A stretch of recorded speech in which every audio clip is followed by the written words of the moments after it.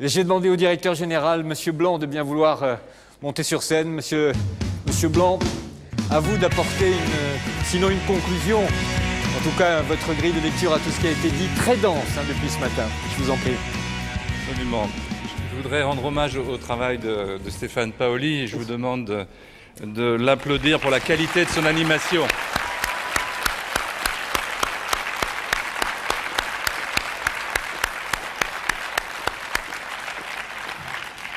Bien, la GFIP à l'écoute, c'est ce qui vient d'être dit.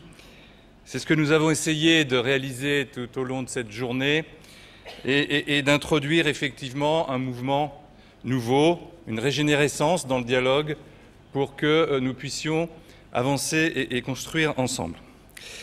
Je voudrais revenir un petit peu sur le travail qui a été fait autour du livre bleu parce que les choses ont été très vite ce matin. Il nous semblait important d'entrer dans le dialogue avec vous très tôt dans la journée et forcément, on n'a pas pu vous donner des informations très complémentaires qui, je sais, intéressent beaucoup de monde. Donc voilà, nous avons ici un graphique qui montre qu'il y a à peu près 200 personnes parmi vous qui ont répondu, qui ont accepté de consacrer 1 heure à ce fameux questionnaire qui vous a été adressé il y a quelques jours. Et donc, ça représente 40% de notre Assemblée, ce qui est quand même largement significatif. Et bien entendu, c'est à peu près partagé entre les collaborateurs de la GFIP, de l'entreprise AGFIP, et puis ces partenaires qui mettent en œuvre donc ces services, ces aides et ces mesures. Alors vous voyez, il y a quelque chose, la question qui était posée, c'était est-ce que les aides et les services proposés par la GFIP vous paraissent-ils couvrir les besoins des acteurs suivants? Et cette même question a été posée à 3 reprises, s'agissant des besoins des entreprises, s'agissant des besoins des salariés handicapés et s'agissant des besoins des demandeurs d'emploi handicapés.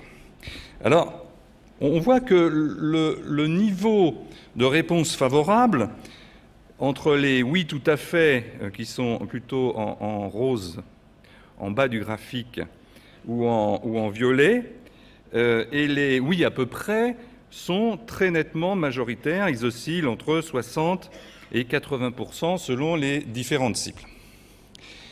Ce qui est assez remarquable également sur ce graphique, c'est de montrer que finalement nos partenaires sont plutôt plus satisfaits que nos collaborateurs des mesures que nous mettons en œuvre.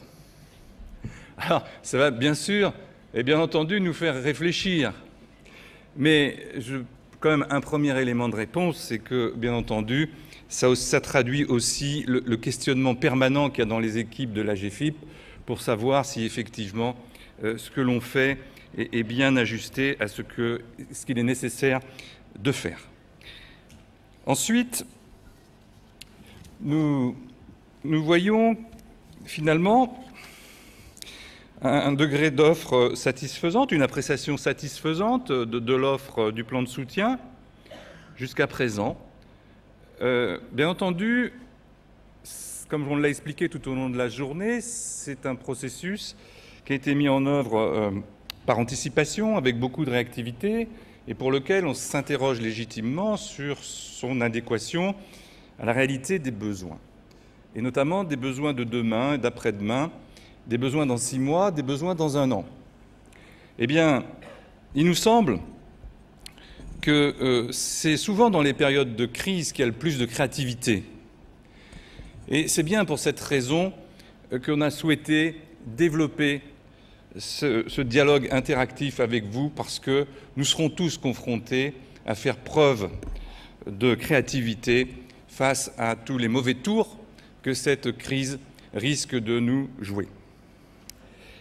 Et alors, dans ce questionnaire sur le plan de soutien, il y avait des questions un peu plus subtiles sur mais bon, est-ce que vous pensez que c'est réaliste de construire un plan de soutien évolutif, que tout le monde va jouer le jeu, etc., etc. Et là, on a enregistré un certain degré de circonspection, à la fois dans nos propres équipes, mais aussi parmi nos partenaires, puisque bien entendu, ce sont nos équipes et les partenaires qui travaillent ensemble sur le terrain, et jusqu'à, dans certains cas, un petit caractère de défiance, disant finalement, la GFIP, c'est assez compliqué de travailler avec la GFIP.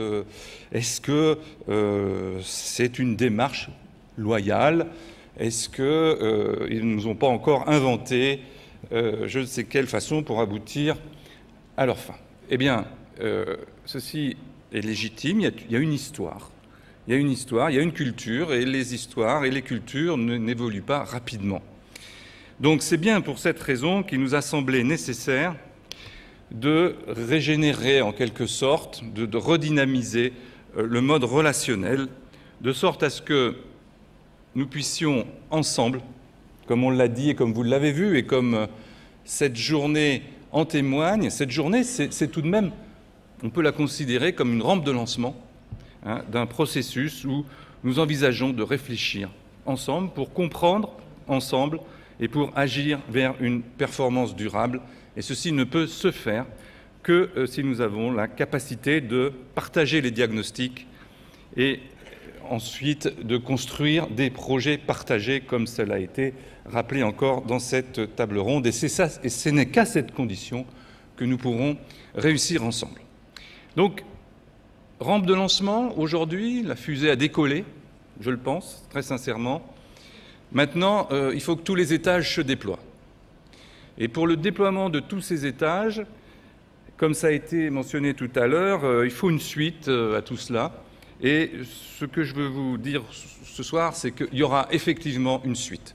Très vite, au mois de février, au mois de mars, le président de la GFIP et moi-même, nous nous rendrons dans les délégations régionales et nous vous rencontrerons pour poursuivre ce dialogue, et en particulier en ayant comme support, comme matériau, l'ensemble des informations, des propositions que vous avez faites dans le cas, et qui sont rassemblées dans le cadre du livre bleu, et bien entendu aussi pour confronter avec vos premières conclusions et vos premières expériences sur la mise en œuvre de ce plan de soutien. Et je le redis aussi, les dispositions du programme complémentaire de la GFIP sont également visées par cette démarche.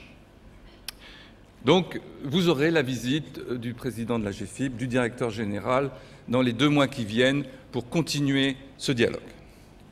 Ensuite, nous envisageons